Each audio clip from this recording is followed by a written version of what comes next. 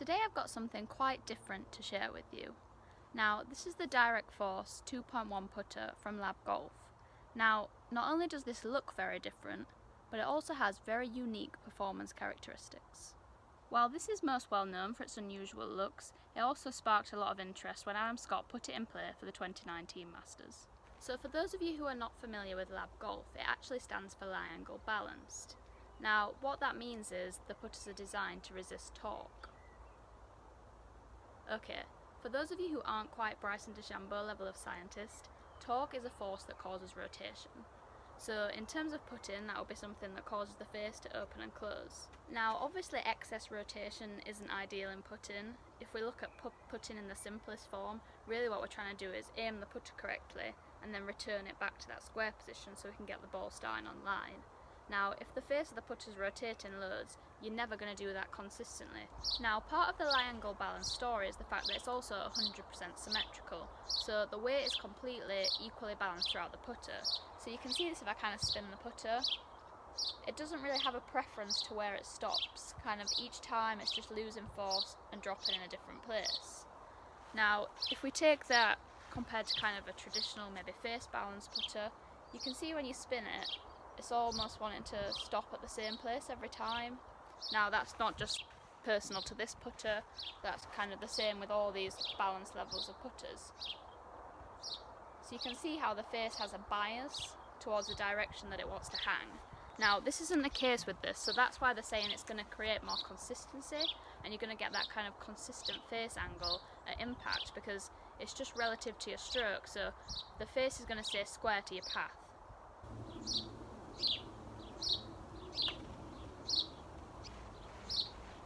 Okay, so there are lots of different things happening over the ball here.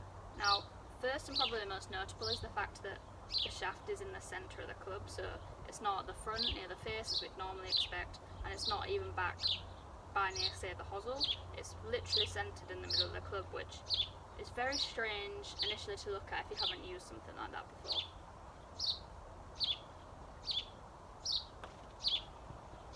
Now, another big thing you'll notice is this grip and the fact that the shaft isn't centred in the grip, and you're probably thinking, well, what the hell's going on there?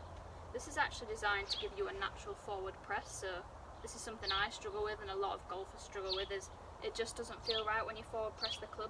Now, you might be thinking, well, why do I need to forward press my putter? I don't do that now, it doesn't make much sense to me. Well, the reason for this is kind of controlling your loft most effectively and controlling the way the ball is launching and rolling. So all putters have loft on them, and the reason for that is that when the ball sits in the grass on the green, it sits in a slight dimple, so you actually need a little bit of loft to hit that ball and get it to raise up out that dimple and to get it to start rolling.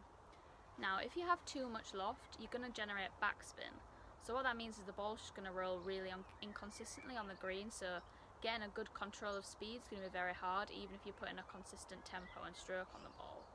So if you have this forward press, it's allowing you to reduce that loft a little bit, and that's just going to give you that extra consistency and create more forward roll and topspin. Okay, so if we're saying we just need less loft to create a better roll, then can't I just get my existing putter and have the loft knocked down? Yes, to some extent you can do. In the past I've struggled a bit with backspin and tried to have my putter loft knocked down, and I couldn't knock it down low enough without basically snapping the putter to get a consistent roll. The only way I could do it was by forward pressing a long way. Now, for me personally, I just didn't like the feel of that. So what I really like about this putter is the fact that it's already preset and it feels very natural. I don't feel like I'm forward pressing, I don't have to consciously think about it, and I can just get on with focusing on my alignment and rolling it with a good stroke. Obviously we've also got the very large oversized head, so this is just designed to have more MOI, so it's more forgiving, so if you're getting those toe, those heel strikes, it's really not going to affect the direction too much.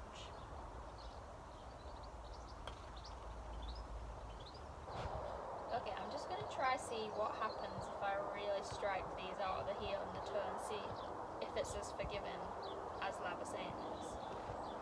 So we'll start with the heel first.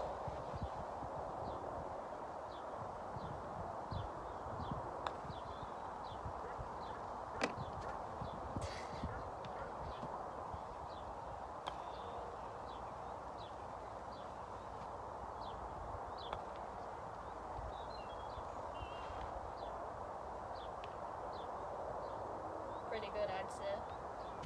Now I think for me something I really like is the feel of the face. It feels very soft. That is definitely something that I prefer.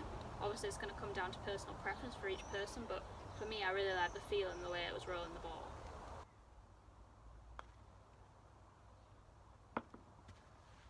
Now instantly you can feel how well balanced this putter is. I would say it helps by the fact I got properly fitted for this, so there wasn't actually a fitter near me, so I did an online fitting assessment which just involved me submitting a video of my stroke against kind of a perpendicular parallel line on the wall so they could calculate the correct lie angle. Now that's really important because obviously the whole philosophy of this is lie angle balance, so if you're not getting that right through a fitting process it might not be as effective. So if you're thinking about this, I definitely recommend making sure you get fit properly. Now a big thing you notice here is it just feels really easy to swing the putter. I don't really feel like I'm having to make any compensations, or sometimes you feel like you have to grip quite hard onto a putter to keep control of the face. You definitely don't have that feeling at all with this putter.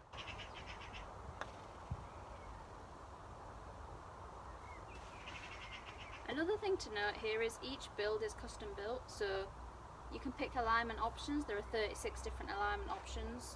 For me, I've picked these 3 simple lines. I like that visual, I think it really helps me line up to the target. But the beauty of this is there's so many different options, so you can pick and personalise this to your choice. Obviously we know how important alignment is when we're putting, so having those different alignment options I think is really unique. It's not something many people offer, and it's definitely a big standout factor that I think that would really help me when picking a putter.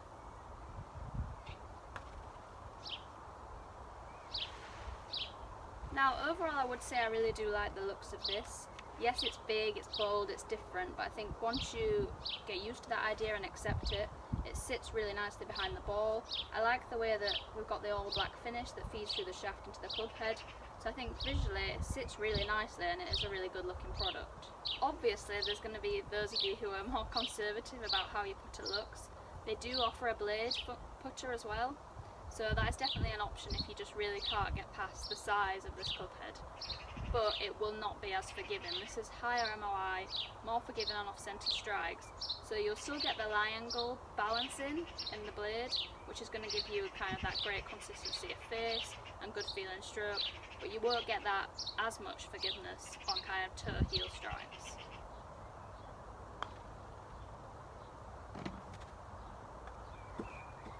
Now this definitely does take some getting used to, but I do feel like it's really simplifying my stroke. I don't feel like I'm having to make any compensations or kind of manipulate the club face. So in terms of consistency, which is what we're all looking for with our putting, I think it's definitely going to help there.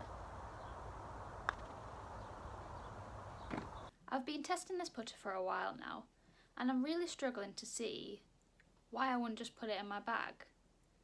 Yes, it looks different, it's big, people maybe are going to take the mick out of you for the way it looks, but do I really care about that if it's going to make me a better putter? My pace control was exceptional with this out on the course. I felt like it was really easy to control my start line. I just don't see with these variables how it's not going to make me a better putter. Initially I would say I did pull a few putts, probably because I have a slightly left path, so if I match the face up to that path it's going to start a bit left, but I managed to quickly adjust to this and get the ball starting on line pretty quickly. I would say if you're going to get this putter, it is going to take a bit of time to get used to. It looks different, it feels different, and also you're probably going to have to change your stroke a little bit. Not necessarily for the worse, I think you'll be simplifying it because you've probably been compensating to try and control the face better with your other putters. Now, I can just hear people screaming at me saying I just can't use a putter that looks like that, it's too big, and while I would agree and say I was quite uncomfortable with it at first, I would say I'm more uncomfortable giving up the performance advantage that I'm gaining with this. Right, that's enough from me.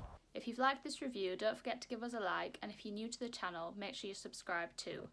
Make sure you leave us a comment below if you have any questions. And don't forget to head over to the National Club Golfers social media channels for more golf content coming soon.